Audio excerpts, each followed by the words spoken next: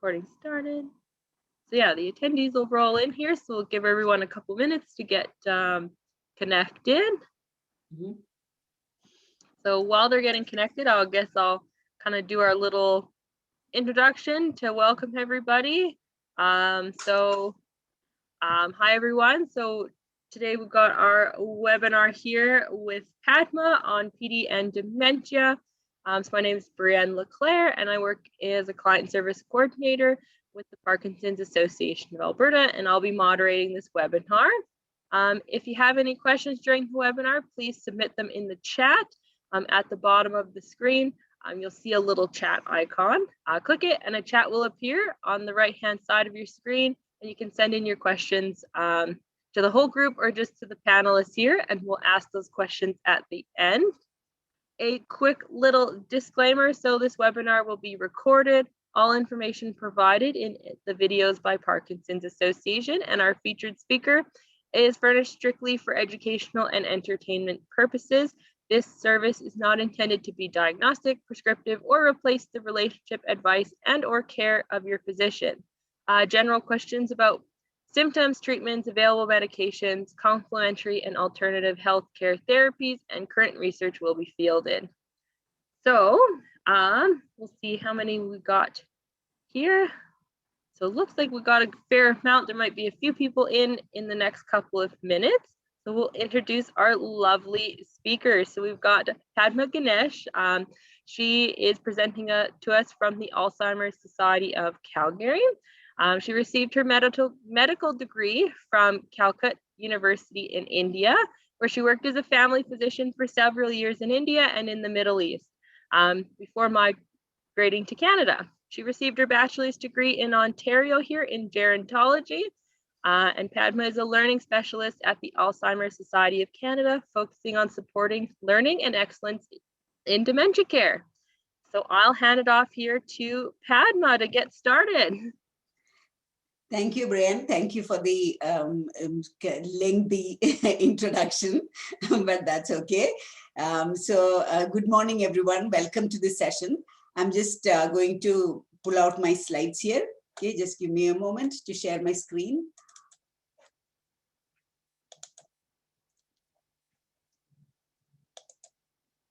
All right, yeah. This is being recorded, right? Yeah. So welcome everyone to this session on dementia and Lewy body dementias. My plan is to talk for the next 1 hour or so, and then leave it up for questions. And I thank you all for joining me this morning. Okay, so without any further delay, let's get started here. So the plan for today is first briefly talk about what is dementia, if there is anyone who is new to dementia. Then I'll talk about Lewy body dementias, move on into the types, the symptoms and signs of Lewy body dementia, talk about the genetics, because if it's a disease in your family, you might be worried about that or concerned about it. I'll talk briefly about how Lewy body dementias are diagnosed and treated at this time. We'll discuss some non-medical interventions that have been that have had a lot of robust evidence to support their benefits for persons living with Lewy body dementia and caregivers. Then discuss some strategies for living well with Lewy body dementia. I will discuss some behavior strategies that will be helpful for caregivers, and also give you a list of resources for caregivers, and finally conclude by briefly introducing to you the programs and services available to you through the Alzheimer's Society of Calgary. So moving on, what exactly is dementia? Dementia refers to acquired progressive decline in mental abilities that affects daily living and cannot be explained by any other physical or mental illness. So basically, dementia affects a person's daily life, all aspects of daily life. And to show that, we have the dementia umbrella, and below that you will see all the symptoms that are commonly associated with dementia. Now, the most common presenting symptom of dementia is memory loss, usually presents as loss of recent memory, with the person forgetting recent events, recent conversations, newly learned information, but they would have a clear memory of the past. But as dementia progresses, the person can have this memory loss can impact all aspects of their daily life. Persons living with dementia also have difficulty thinking and making decisions. And this is known as impaired judgment and reasoning. And initially, the difficulties encountered with making complex decisions, for example, financial decisions. But as dementia progresses, the person has difficulty making decisions on a daily basis. For example, how to warm dressly. How to dress warmly. I got the words mixed up. How to dress warmly when going out on a cold, snowy day. That's just a simple example. Persons living with dementia can also have communication difficulties, difficulty expressing themselves, and difficulty understanding others. They can also have problems with visual perception. So persons with dementia are not able to see things as they really are, and they can also have difficulty knowing where things are around them. So assessing distances and depths. For example, if there is a dark shadow on the ground, a person with dementia might, to a person with dementia, this dark shadow might look like a deep dark hole. Or if there is a shiny floor, it might look like a wet floor. Or a coat on a coat hanger might look like a person, an actual person standing there.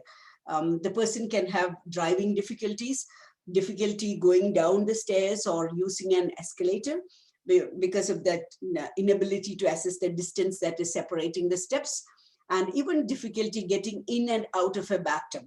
Those are some examples.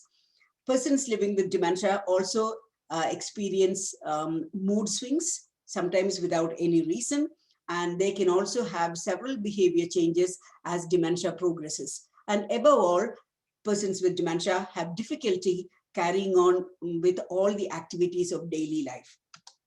So I've just added a slide here on Alzheimer's disease, because this is the most common cause of dementia, and there was a request to include that. Alzheimer's disease accounts for 60 to 70% of all cases of dementia. And here the characteristic features of, the characteristic features of Alzheimer's disease, I should say, are two abnormal proteins. There is an abnormal protein called beta amyloid that forms plaques. I'm just going to pull out my pointer here. Give me a moment.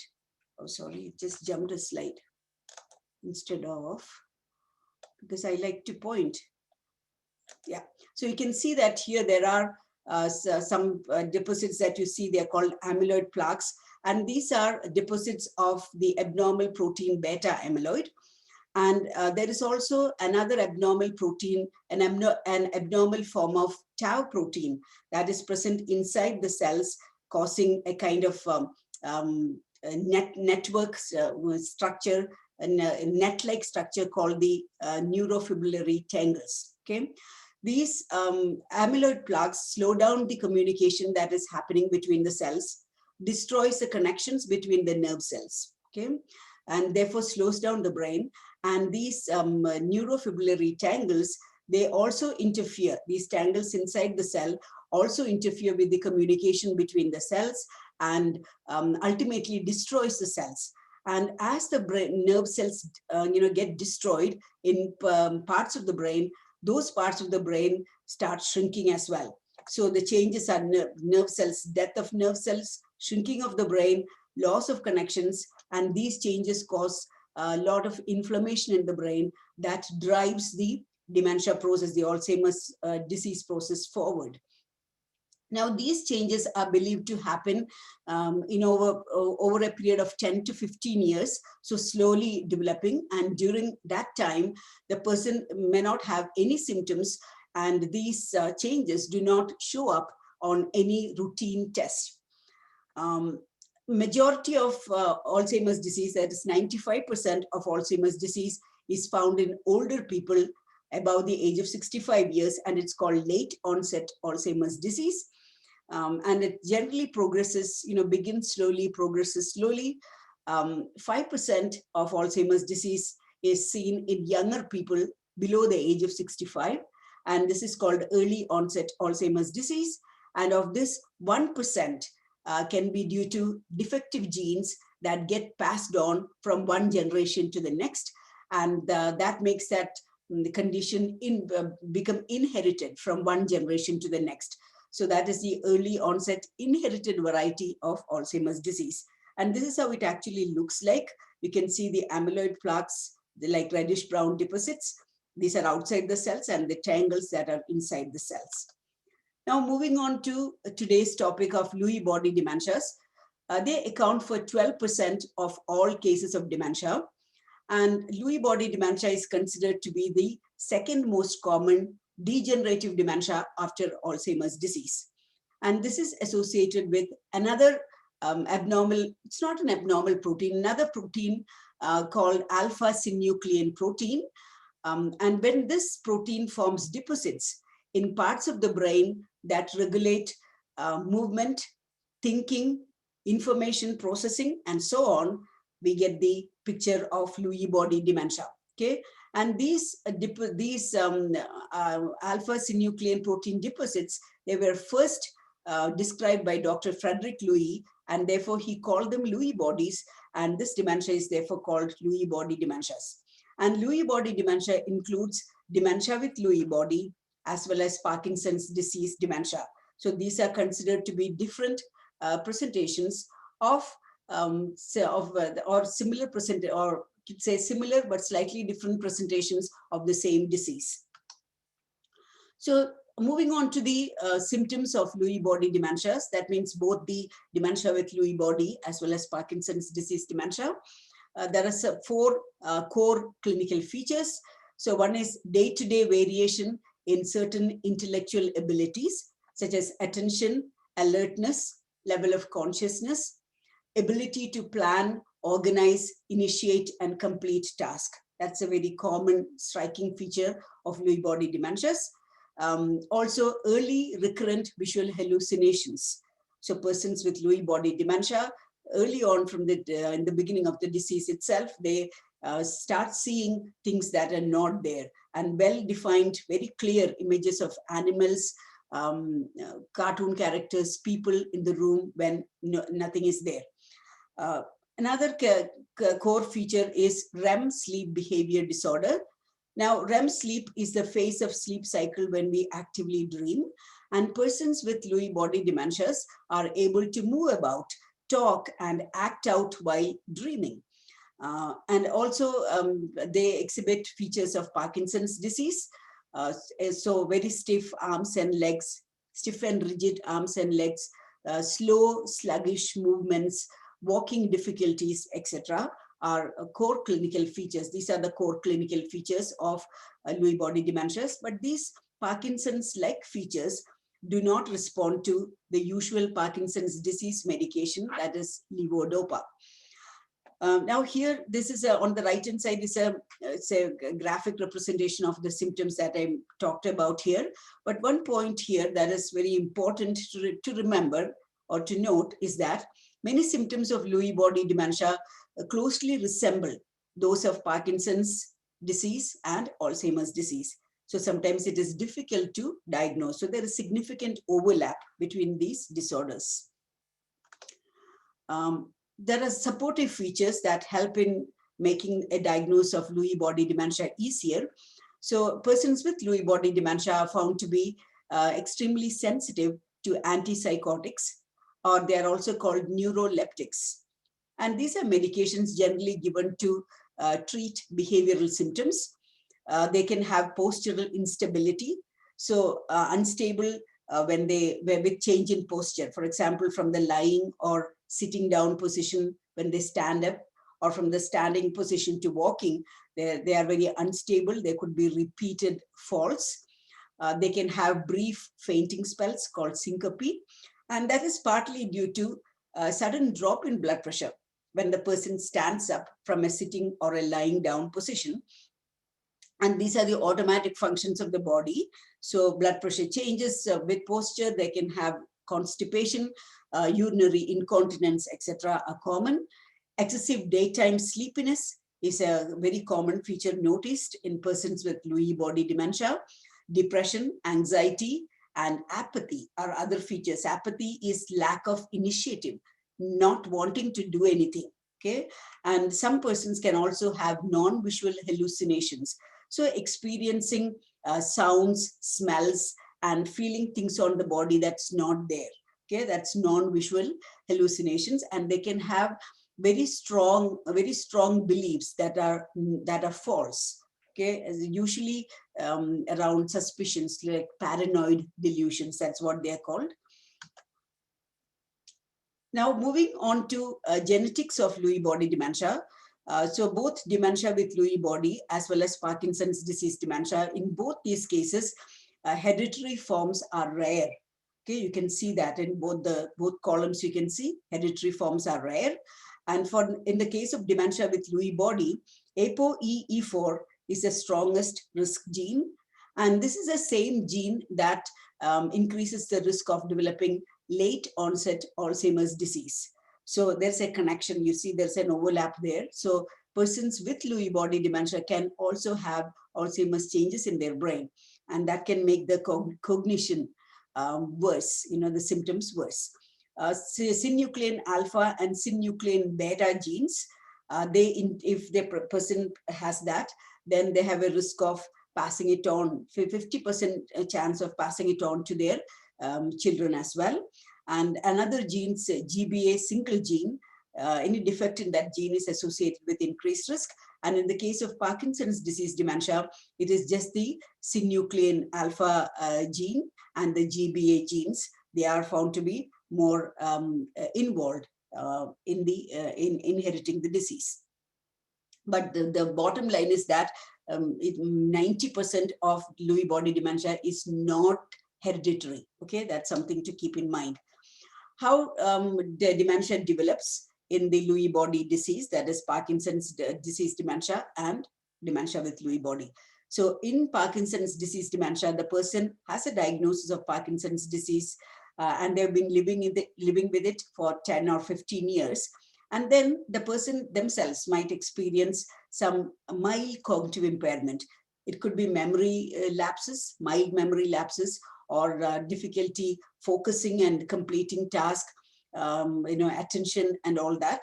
But the person is still able to carry on with their activities. Maybe the person is taking more time, but is still able to carry on with most of their activities.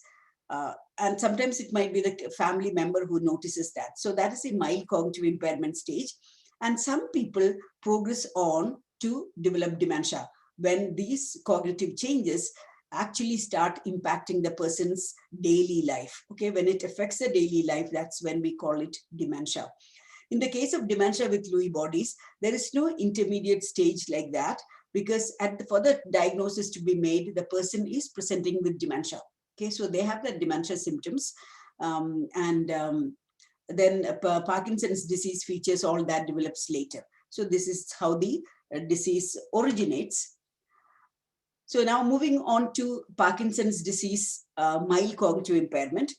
So I said that, long-standing, about 10 to 15 years, 25% of persons with Parkinson's disease can develop mild cognitive impairment. So they are already living with Parkinson's disease. They notice these cognitive changes, could be memory related, could be attention related, or could be task related. Okay, some changes they notice. And there's also cognitive impairment on testing. So it's showing up on tests as well, but it's not significantly impacting the person's daily life. So they are still able to carry on most of their tasks. And there is no other explanation, no other reason for the cognitive decline. And that's a scenario of mild cognitive impairment. From this stage, some people can remain at this stage. Some people can improve if it is, some other infection or some other feature depression, something that's causing it. They can improve on treatment, but some people would tend to progress to dementia. And there is, in the case of persons with Parkinson's disease, mild cognitive impairment, that progression to dementia seems to be more frequent. Okay, moving on to Parkinson's disease dementia itself. about 50 to 80% of persons with Parkinson's disease, long-standing Parkinson's disease, are found to develop dementia. Every year, about 3% to 10% of persons with Parkinson's disease are getting diagnosed with dementia. So among people who have been living with Parkinson's disease for 15 years, dementia is seen in 48% of people. But people who have been living longer, say 20 years of Parkinson's disease, dementia is found in 80% of them. But this does not mean that everyone who is diagnosed with Alzheimer's disease is inevitably going to develop dementia. It does not mean that. But there are some factors that help us identify people with the Parkinson's disease who might have a higher risk of progressing to dementia. And it's good to know, because then you can take, you can do all that is possible to slow down the progression. So especially one is atypical Parkinsonian motor signs. That means, usually Parkinson's symptoms are more on one side of the body compared to the other. Okay, the shakiness or the rigidity, the stiffness, all that is more on one side compared to the other. But if they are symmetrical on both sides of the body, that indicates higher risk. Postural instability, unstable with change in posture, that indicates higher risk. And also walking disorders. So it could be difficulty initiating the walking, it could be difficulty taking turns or freezing in the middle of a walk. Earlier on in the disease, it is earlier on in Parkinson's disease, indicates higher risk.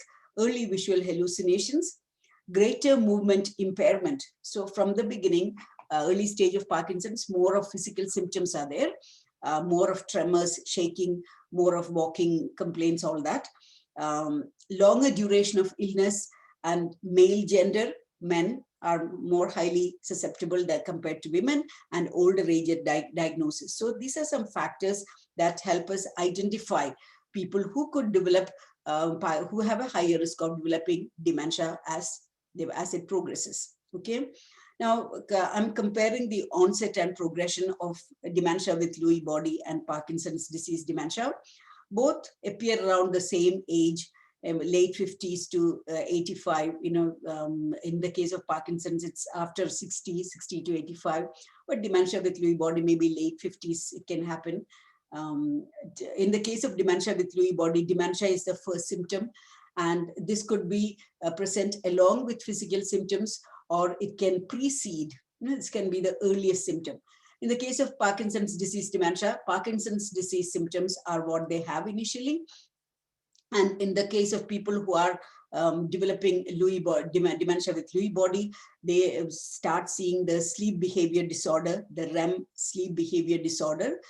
This is one of the earliest signs, symptoms that they experience, maybe 2 or 3 years before they experience dementia symptoms, and also early recurrent visual hallucinations. In the case of Parkinson's disease, they can have the other features like blood pressure changes, constipation, urinary incontinence, depression can be a feature of Parkinson's disease. And then as a condition, as they live longer with that, they might experience the mild cognitive impairment with memory or non-memory changes. Then dementia with Lewy body, so the earliest is the REM sleep behavior disorder, dementia symptoms appear, then gradually Parkinson's symptoms appear, then blood pressure changes and all those, constipation, urinary incontinence. This is how the disease progresses, and life expectancy is about 5 to 7 years after diagnosis. In the case of Parkinson's disease dementia, we said that they live with the disease and then they develop cognitive impairment. They can have recurrent visual hallucinations, the REM sleep behavior disorder. Then they gradually develop Parkinson's disease dementia, and life expectancy is supposed to be, these are all averages, okay? 54 months after diagnosis. Now, moving on to the cognitive symptoms of Lewy body dementias. So this is combined for both dementia with Lewy body and Parkinson's disease. So impaired attention, or there could be that fluctuation, variation in the level of alertness, attention, and concentration. Also, their ability to initiate plan, organize, initiate, and complete task can be affected, and that's called executive function that can be affected. Thinking process is slowing down, information process slows down, information processing slows down. So the person actually takes much longer to process something that you said and come up with a response. Visuospatial, all those symptoms that I talked about, that could be there. Memory, especially free recall, that is what is affected. Free recall of events, conversations, etc.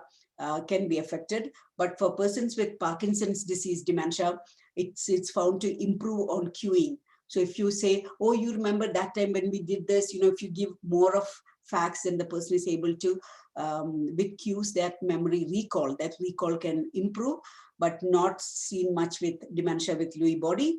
Language is largely preserved. But as you know, with Parkinson's disease, that ability to project their voice, that decreases. So they need specific therapy for that. Behavioral symptoms in both Lewy body dementia with Lewy body and Parkinson's disease dementia. Apathy, lack of initiative is a prominent feature.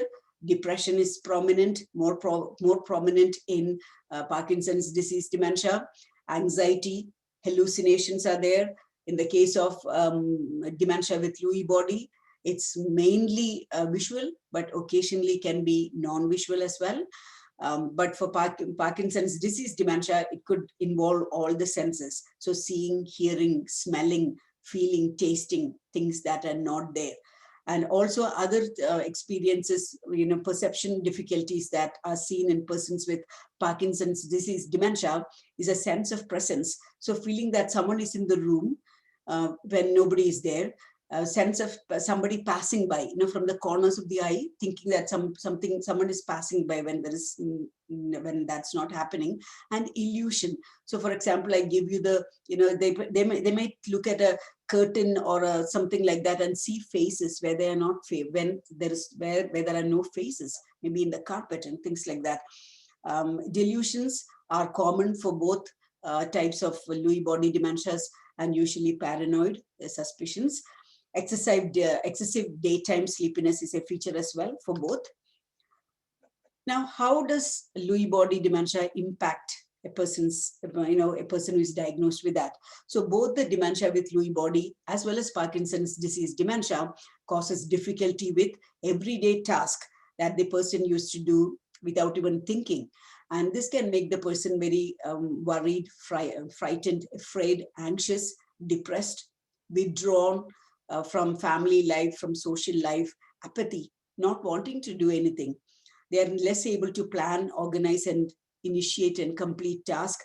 Difficulty with memory is there, communication, to project the voice and be understood.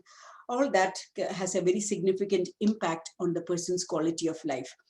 So moving on to how Lewy body dementia is diagnosed, 1 in 3 cases could be missed because of the overlap of symptoms is there. Because overlap of symptoms between Alzheimer's, between Parkinson's disease and this dementia. And sometimes it can be misdiagnosed as Alzheimer's disease, again, because of the overlap with Alzheimer's disease symptoms. Diagnosis takes place over several steps. So history from the person, cognitive symptoms, whether there's a change in their memory or attention, things like that. Core and supportive features, we talked about that, the presence of the core features of hallucinations, changing abilities, things like that, and the supportive features.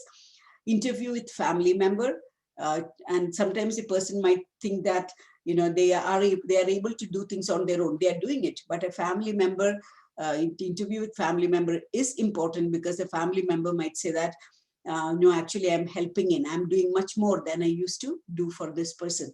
And that's an indication that it's moving more towards the dementia side, right? Blood test. So this is to rule out all the treatable causes of dementia. Thyroid disease, vitamin B12 deficiency, kidney function, etc. Cognitive assessment is also a significant step. And usually the MoCA test is used. It stands for Montreal Cognitive Assessment Test.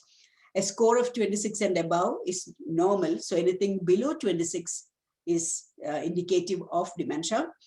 Imaging is sometimes required because of this confusion between Alzheimer's and the Lewy body dementias. So CT scan, MRI, PET scan, etc. may be required. There is no imaging available for the abnormal protein, alpha-synuclein, that is present in that Lewy body. Imaging is not there at this point of time. Test for blood pressure changes with posture, that helps in diagnosing DLB, dementia with Lewy body. Evaluation of Parkinson's, so the assessment is important, and also detailed neurological assessment, visual processing, attention, executive function, memory, naming, all that. Okay, these are just some quick images I've added here. So the main confusion is usually between Alzheimer's and dementia with Lewy body. So in Alzheimer's disease, the memory processing a part of the brain, that is the sides of the brain, temporal lobe, there is lots of tissue loss, the brain loss. We can see that it's all, lots of gaps are there. Okay, lots of cells are dead there. Whereas in the case of dementia with Lewy body, it's quite intact. So that helps in diagnosing differentiating between those two. A glucose PET scan. In a healthy brain, glucose is utilized uniformly. But, and here the red patch here, that shows glucose utilization. But in Alzheimer's disease, there are lots of pale areas everywhere, all around, and that is suggestive of Alzheimer's. Whereas in dementia with Lewy body, it's more stronger signal, more stronger uptake is there everywhere, except the back, where the visual information is being processed, because that's a significant part, of Lewy body dementia, that ability that is impaired, right? And then there's also a good uptake in this particular region that's called the cingulate region. So that helps in differentiating between those two. Moving on to management of Lewy body dementias. There is no specific treatment for Lewy body dementias, but treatment is available to control symptoms, and both medical and non-medical approaches are available to control the cognitive symptoms, the physical symptoms, etc. Then also important to screen for behavioral, psychiatric or behavioral symptoms and to treat them. Addressing home safety, this is important because of the risk of falls, the vision, problems with vision and all that. So addressing home safety concerns, driving safety are important. Advanced care planning is required. Palliative care counseling, because it's a progressive illness, so palliative care counseling will be helpful, and caregivers need a lot of education as well as support. So medical treatment, before giving any medication to improve the cognitive or the physical symptoms, always it's very important to review the existing medications and remove any medication that could be contributing to those symptoms. So medications that belong to the class of benzodiazepines, usually given as sedatives and sleep medications. Anticholinergics, they are sometimes prescribed as allergy medication. For example, allergy medications such as Benadryl, antidepressants, a group of antidepressants, bladder control medications, sleep medications belonging to this class, antipsychotics, medications given to treat behavioral symptoms, and some anti-tremor, that's shaking. Some medications, they all can contribute to these symptoms. So they have to be, if the person is on any of those classes of medication, it has to be removed or substituted with another drug. Cognitive symptoms, that is a memory or non-memory related, cholinesterase inhibitors are the first choice. And these include these are the same medications prescribed for Alzheimer's disease. So donepezil or Aricept, rivastigmine, galantamine, etc. are examples of this. Rivastigmine is available as a tablet as well as a skin patch, and that can help to avoid the gastrointestinal, the nausea, the vomiting that can happen for some people with these drugs. And rivastigmine has been approved for Parkinson's disease dementia. Galantamine is also useful. Just one moment, my throat has suddenly become dry. Then memantine is another drug that is given for advanced Alzheimer's disease, and that is also found to be beneficial in some people.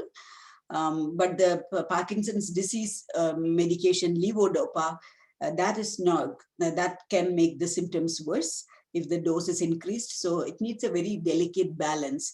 Medications given to help with the movement symptoms can sometimes affect cognition, and medications to improve cognition can sometimes make these physical symptoms worse. So it is a delicate kind of a balance that has to be achieved. Behavioral symptoms, that is to treat the hallucination, delusions, depression, anxiety, etc. Non-medical interventions are the first, have to be tried first.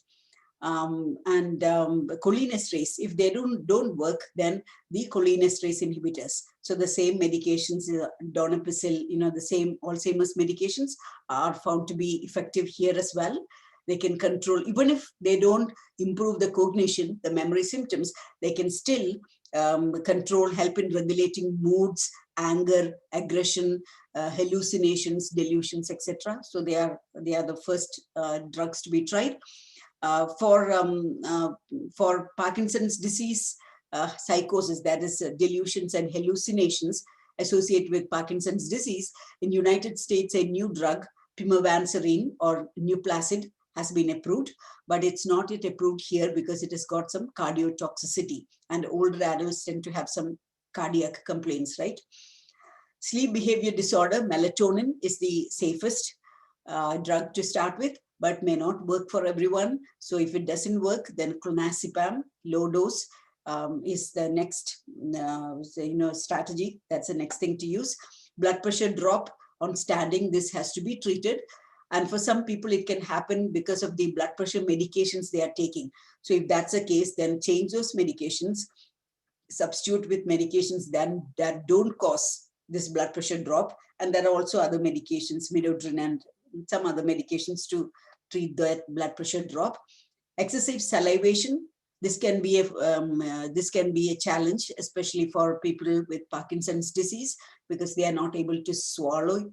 It's not excessive of saliva being produced, it's more of difficulty with swallowing that's happening, that clearing it. So there are medications for that. Constipation, again, increasing water intake, increasing dietary fiber helps, but also over-the-counter and prescription therapies are available. Depression, psychotherapy works in the early stages, but if that does not work, medications are there, and several non-medical strategies too. Okay, so if there is any medical issues, you have to be talking to your physician. Okay, that is something, because I'm just giving you guidelines, but this has to be sorted out by your physician. Then non-medical interventions, there is robust evidence, ample evidence to show how beneficial these non-medical interventions are for persons living with Lewy body dementia as well as Parkinson's disease dementia. So physical activity, exercise, very effective for improving the physical symptoms. So resistance exercises, aerobic exercises, walking, dance, all that's found to be very useful. Tai Chi can help with balance and coordination, which can be a problem for those with Parkinson's disease. Cognitive benefits. So along with physical, slowing down the physical symptoms, the cognitive decline can also be slowed down with high intensity interval training or HIIT. So tango, it's a form of dance, cycling, treadmill training, ping pong, combination of aerobic and resistance therapy. All these are found to be very, very beneficial. And if it can be combined with cognitive training, that adds to the benefit. Physical therapy and occupational therapy, very useful for both the person to reduce falls and also for the caregiver as the condition progresses, so that they can very safely transfer the person to the chair, to the bed, to the toilet and back, etc. Speech assessment, speech language assessment, and speech therapy is very beneficial, especially for those who have Parkinson's disease, because they tend to lose their voice or not able to project their voice. So they can, so this can make it difficult for others to understand them. But there are therapies available, to teach you how to project your voice. And that really is very helpful. And also swallowing studies and swallowing assessment is important because of the swallowing difficulties that's experienced. Vitamins, not any any additional benefit, but vitamin D and B vitamins can be good. Excessive daytime sleepiness, basically by with bright light therapy, going out during this, during the day, getting some sunlight, all that will help. And also having activities. So planning the day with activities, that really helps. And stimulants such as caffeine can help. Non-medical interventions are also very useful to improve mood and well-being and recognition. So music therapy, the person's familiar favorite music, pet therapy, both of these can help with mood and well-being. And for recognition, reminiscence therapy. So looking at old photos, photo albums, old videos, that can help with recognition, because 20% of people with Lewy body dementia can have difficulty recognizing, difficulties with what is called misidentification. They can wrongly identify a family member as an imposter and an external person, a stranger, as a family member. So this can help. To reduce visual symptoms, regular vision assessment and correction really helps. Ensure adequate lighting. So have enough lights, switch on the lights before it gets too dark. Having task focused lighting, extra lighting, all that helps. At the same time, we need to reduce the glare, because then that kind of blurs their vision. So reducing glare is important. Using light shades and sheer curtains, etc., will help with that. Living well with dementia. So these strategies, the next 3 slides, these strategies are useful for the person living with dementia as well as the caregiver. So following a healthy brain diet, brain healthy diet.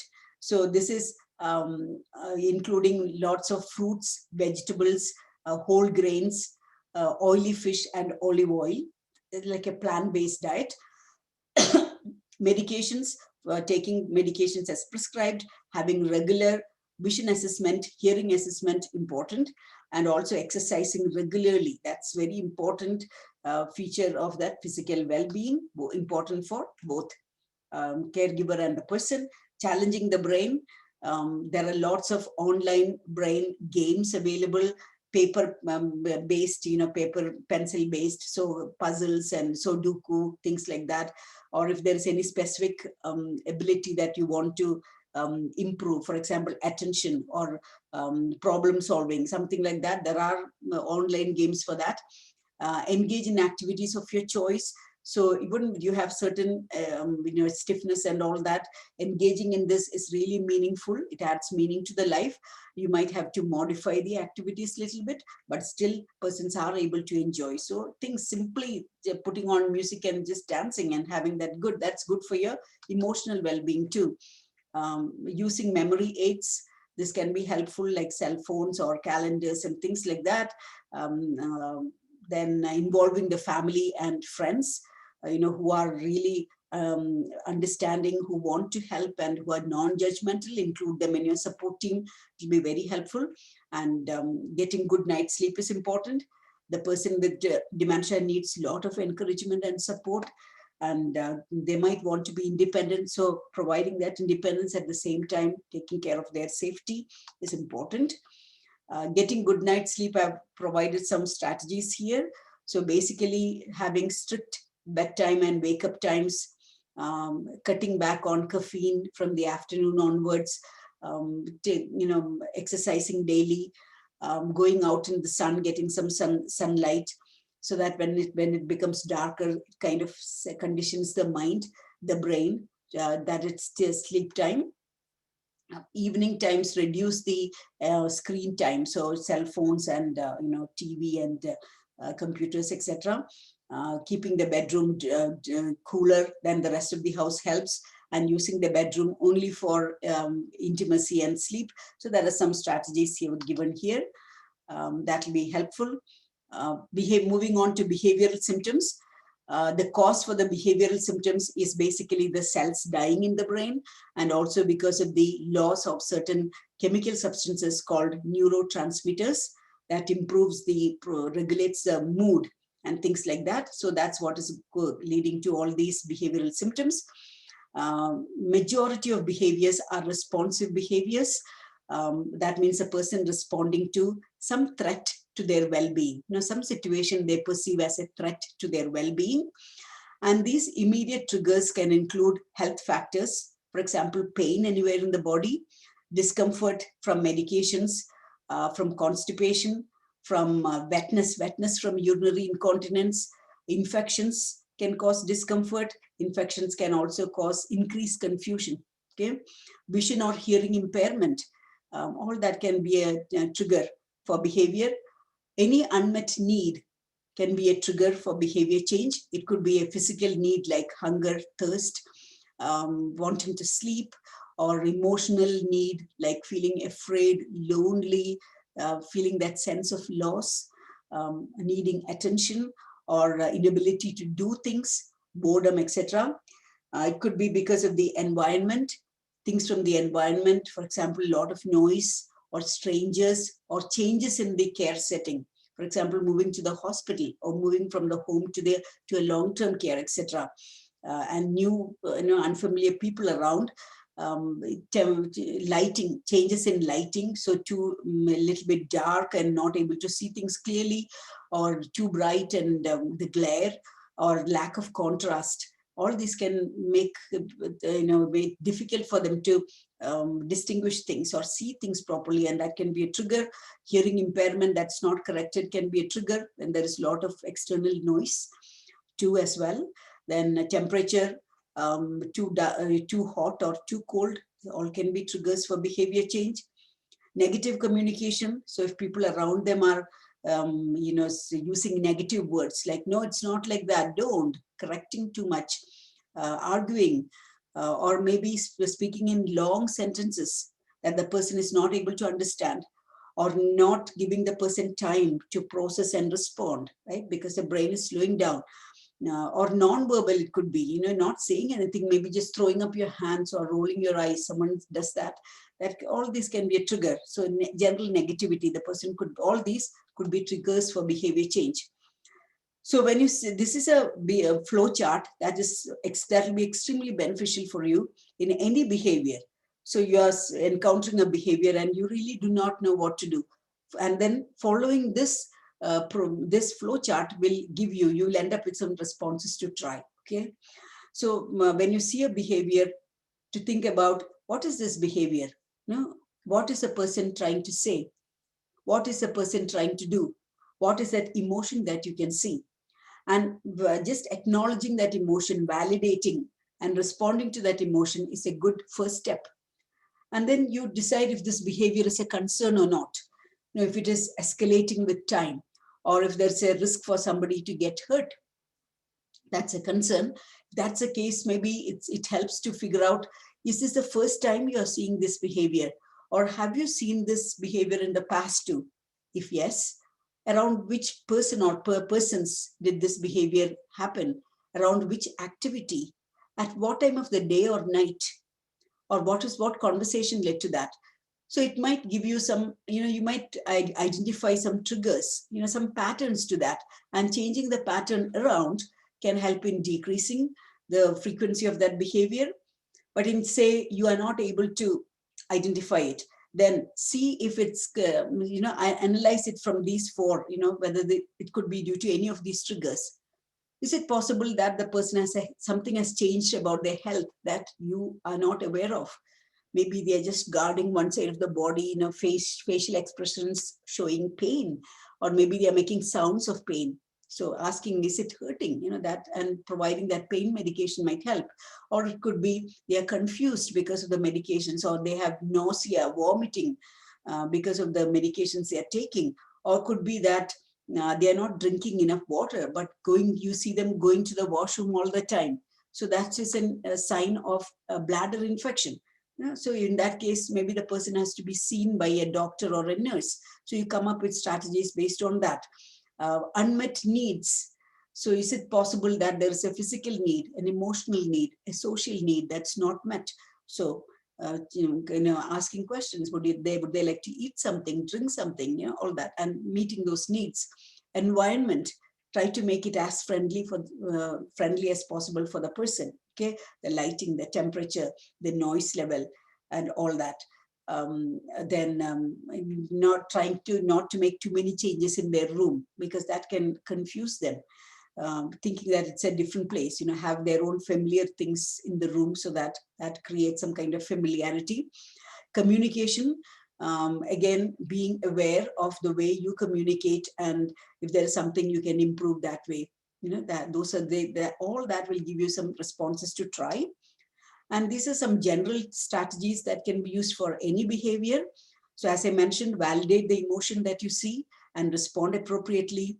If you see anger, I'm so sorry that I made you angry, even though you're not responsible for that. Reassure and comfort if you see that sadness. Avoid being confrontational. Ask the person, what's wrong, and listen to what they have to say. Maybe it may not make any sense sometimes, but that may not be the truth or the reality. One thing to keep in mind is persons with dementia understand the world very differently, or they perceive the world very differently compared to how we do it. Okay, so their reality can be very different, because you see there are the visual hallucinations, all those different things happening. So their reality is very different, and it usually helps to go with their reality rather than try to change it, correct them, because that is what they see or experience. Monitor personal comfort. So make sure that there is no pain, they're not hungry, thirsty, they want to use the toilet, you're taking them safely there, room temperature, lighting, everything. Once you have ensured that the person is safe, all needs are met, gently redirect the person to a favorite topic, favorite activity, or play their favorite music. Creating a calm environment helps, maybe taking them out if it's too noisy, or just stepping out for 2 minutes and then coming back again. You might see a change in their mood. Providing a comfort object. It could be a blanket, it could be a favorite drink, favorite snack, and something for, immediate distraction, like a fidget blanket or twiddle muffs. I'll show you what these are. And one thing to always remember is that, it's a good idea to note down what did you see. Regardless whether you are a family caregiver or a professional caregiver, journal it, document it. What is the behavior that you saw? What strategies did you try, and what worked? And the thing to remember is that a strategy that did not work today can work tomorrow, and vice versa too. Most recommended strategy for behavior change is non-medical interventions, non-medical approaches. So music, it helps to calm down the person, reduce anxiety. It can evoke very positive memories, give them a lot of joy, and enhance feelings of well-being. Music and massage also help. So these non-medical interventions are all to increase well-being, okay? Because more well-being the person experiences, fewer will be the behavior. Music and massage found to be especially useful for people who are verbally aggressive. Arts and crafts, based on their ability, they might need help because of the shaking and things like that. So that, when the drugs are acting, that's a time to engage in these activities. Creating something always makes them feel good about themselves and enhances well-being. Being with pets, animals, or even robotic pets like this cat and dog, these can be purchased from Alzheimer's store, very lifelike and gives a lot of companionship. People with dementia really love them. Outdoor activities, especially beneficial for people who are physically aggressive. Sensory stimulation, so hearing, vision assessment and enhancement, we talked about that, the lighting and all that. White noise to block out other external noises. This is the twiddle muff, and this is the fidget blanket. It gives an immediate distraction to the person, because there are some beads, there are pockets, there's Velcro, there is elastic, there are so many things to distract them. That immediate distraction. Aromatherapy is often helpful for people who still have the sense of smell. Weighted blankets found to be very useful for persons who are who have agitation, anxiety, sleep problems, depression, etc. And you get a lap blanket as well as just a body blanket. For looking at the old photos and videos and sharing fond memories, that's also suggested. Here are lots of resources for caregivers from the Lewy Body Dementia Association.org, lots of publications for caregivers. There is some from the National Institute of Health for the person living with Lewy body dementia, as well as for the caregiver, from psychcentral.com, when there is a misidentification or the person is not able to recognize the caregiver. There are some strategies here. Virtual LBD support group is there. Evidence-based brain online training. There's online training. This is called GMT. It's from Baycrest. It's a Baycrest Center, and this is to especially to do with to help persons improve their attention and their ability to plan, organize, initiate, and complete tasks. So more useful for those who are in the mild cognitive impairment stage. Okay, Dementia Talk app. This can be freely downloaded from this link, and this is very useful for coming up with strategies in different behaviors, and very useful for professional as well as family caregivers. Caregivers need a lot of support and education because of this is such a challenging kind of dementia, and your Alzheimer's Society of Calgary can be your one-stop to get all the education that you need and the support that you need.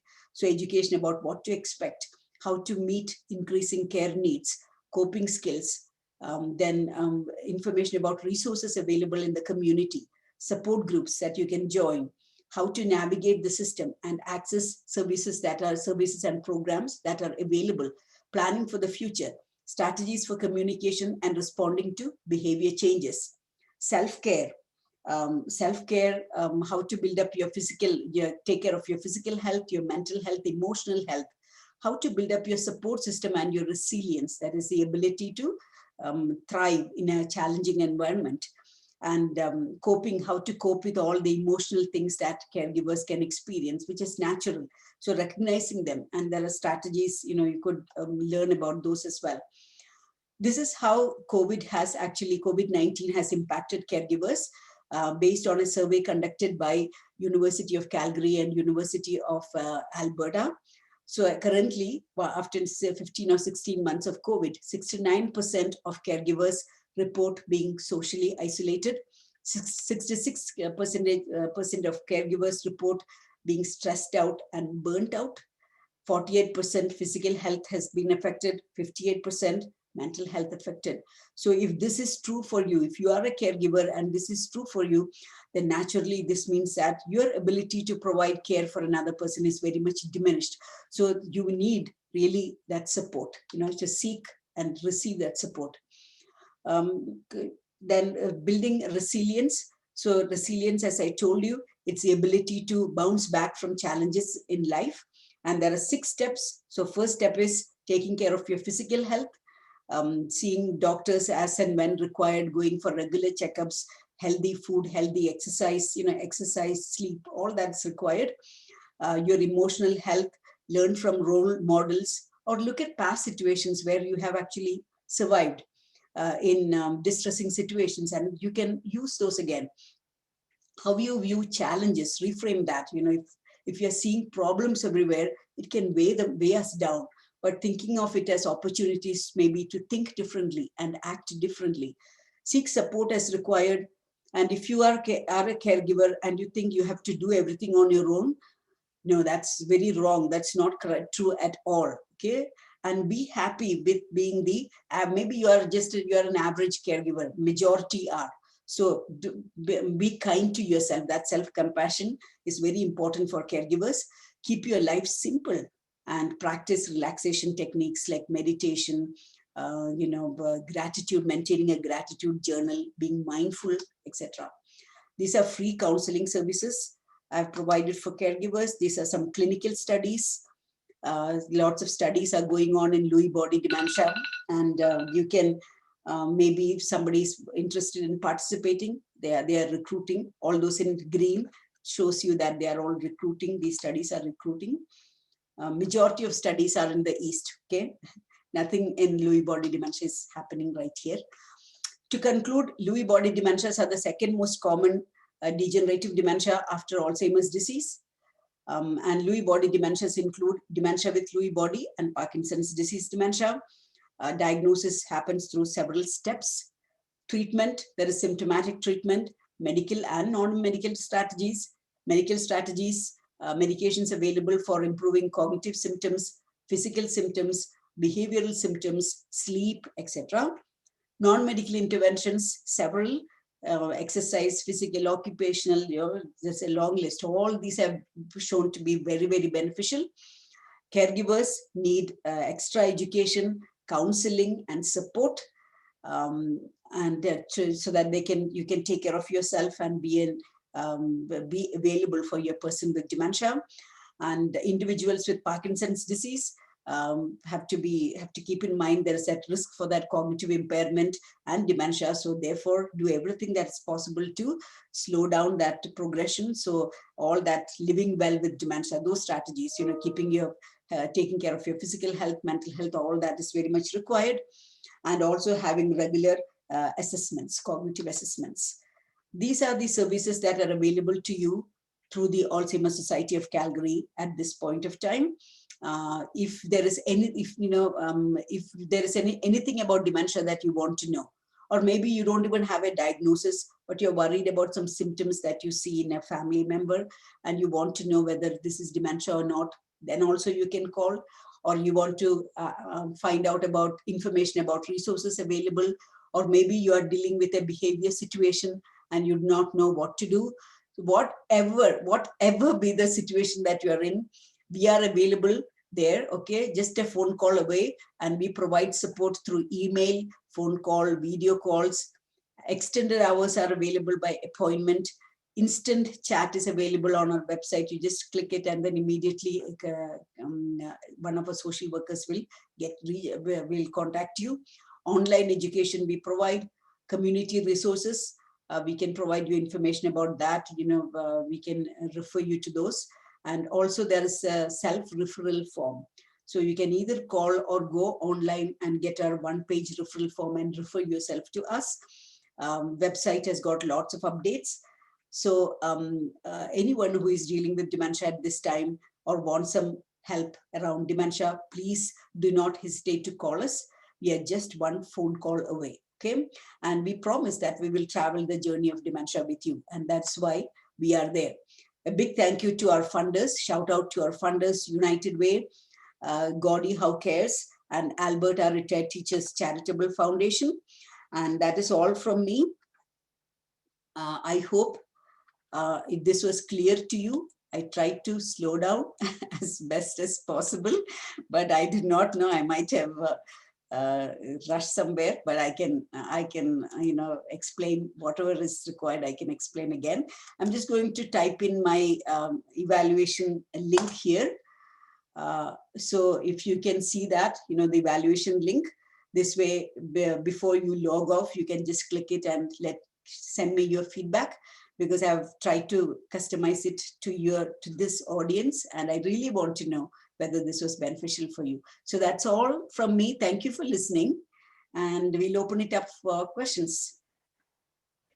Yeah, I've got one question so far here in the chat, and probably a couple more roll in here in the next couple minutes. So our first question is, how important is it to make the person understand or accept that they have cognitive issues? Okay, yeah, this can be quite challenging. Now, one reason, if it is early in the disease and we're just noticing some cognitive symptoms, it could be out of fear.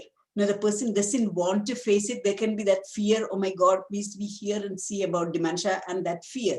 But maybe reassuring the person that this can be due to maybe depression. Things like depression can cause that, vitamin B12 deficiency. So I see some changes. Let us get this sorted out, and it'll all settle with a medication. So we can get that, we can address that.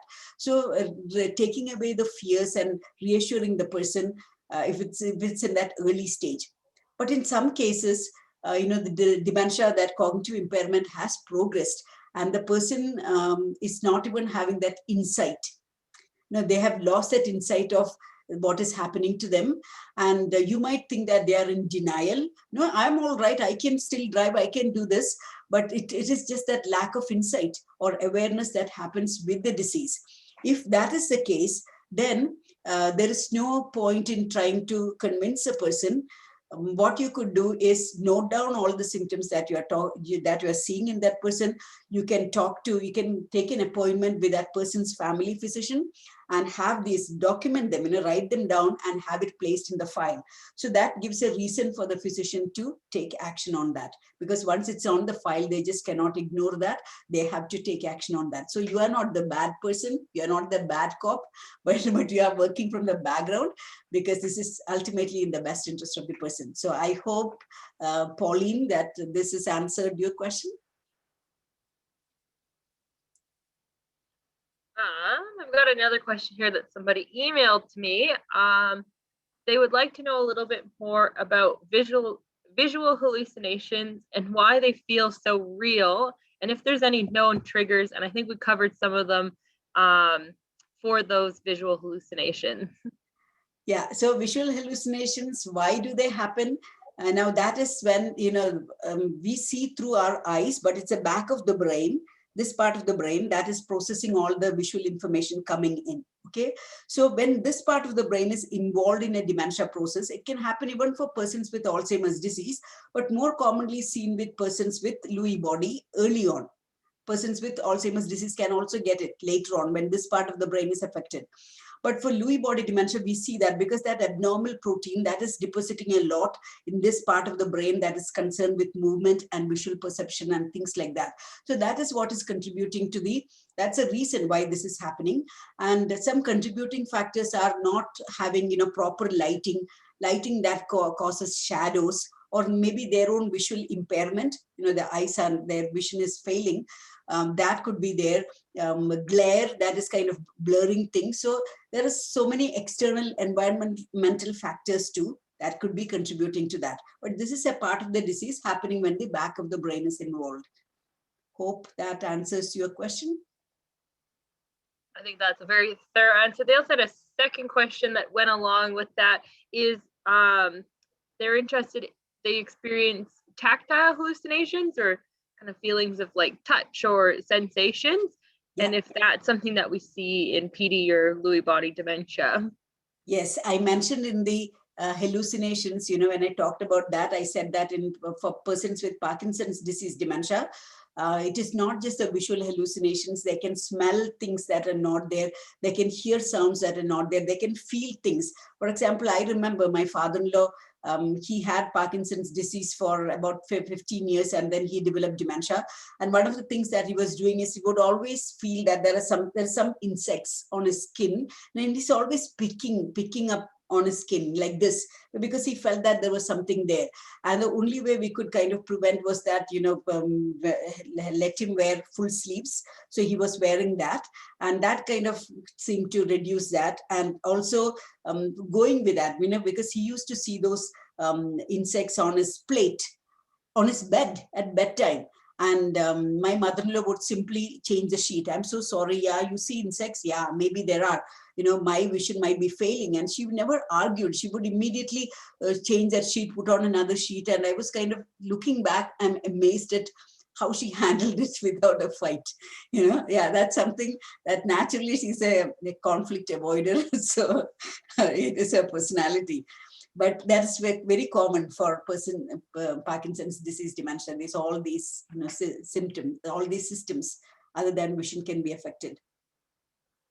I've got another question. So these people live in Edmonton. Is there a different Alzheimer's group to contact if you live outside of Calgary? Yeah, there is the Alzheimer's Society of Alberta and Northern Territories, ASANT, A-S-A-N-T. And they have got the First Link program, means caregivers can contact them. I'm not sure whether they do caregiver education I'm not very sure of that, but they do provide support. Okay, so contact them, and if your need is not met, it is fine. You can also contact us. Okay. Yeah. Excellent. You'll give them a minute here just in case there's any last minute questions. That was an excellent presentation, Padma. So much great information, especially about PD dementia and Lewy body dementia, something that we often don't get enough information on. So it was excellent to have you here today. I'm glad to hear that. Thank you very much. And yes, thank you for coming out and presenting to us. Oh, I've got one more question here. No. Okay, so yeah, do you see the question? Sorry. Yes. Is ASANT affiliated with the Alzheimer Calgary? No. The ASANT, or Alzheimer's Society of Alberta and Northern Territories, they come under the National Alzheimer's Society of Canada. So they are branches of that. We are a separate private. But that doesn't mean that we charge for our services, okay? We are a private organization started by different people, and we have been around for 30 years. Most of our caregivers support, education, all that is free. Okay, that's all free. The mandate is the same for both. Yeah, we are not affiliated with them, but we are all partner organizations. We help out each other. Excellent. Well, thank you for coming out today. It was excellent to have you here. And yeah, it was such a wonderful presentation. Our next webinar, for anyone who's interested in attending, is going to be on June 16th at 10 a.m. again. And it's Research 101 with Campus Alberta neuroscience staff and researchers. So learn a little bit about research going on in Alberta and sort of how that research is conducted. So yeah, thank you for everybody for attending, and it was great to see you. And I've added the survey link to the chat, but if you end up needing it after as well, I can send that out to you too. Yeah, and you'll all receive a copy of the slides as well. And the link again, Brian will be sending them to you, the link to the evaluation again. I will really appreciate if you can send me your feedback. This way, if I'm getting another chance to present to you, I will learn. If I have not met your needs, I will know how I can improve my presentations going forward. So thank you very much for listening, and feel free to share the slides and the presentation with anyone who might benefit from this. Okay, thank you very much, and have a great afternoon. Wonderful. You too, Padma. Everybody else have a lovely day. Thank you for coming out today. Okay, so Brian, can I leave now, or should I stay on?